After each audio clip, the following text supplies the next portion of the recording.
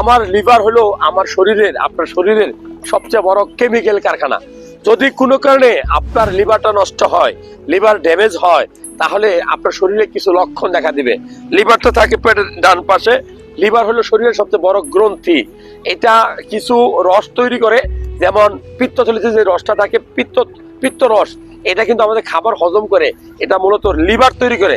লিভারটা যদি অকেজো হয় তাহলে কিছু লক্ষণ দেখা দিবে, যেমন পেটের ভিতরে ব্যথা করতে পারে, পেট ফাঁপা ফাঁপা থাকতে পারে, খাওয়ার রুচি নষ্ট হইতে পারে, বমি বমি ভাব হইতে পারে, সকালবেলা মুখটা তিতা হয়ে থাকতে পারে, আপনি প্রস্রাব করলে হলুদ হইতে পারে, আপনার চোখের উপরের অংশ স্ক্লেরা এটা হলুদ হইতে পারে, মুখ হলুদ হইতে পারে।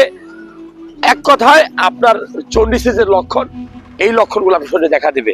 সো মনে রাখবেন, লিভার রোগ কেন হয়?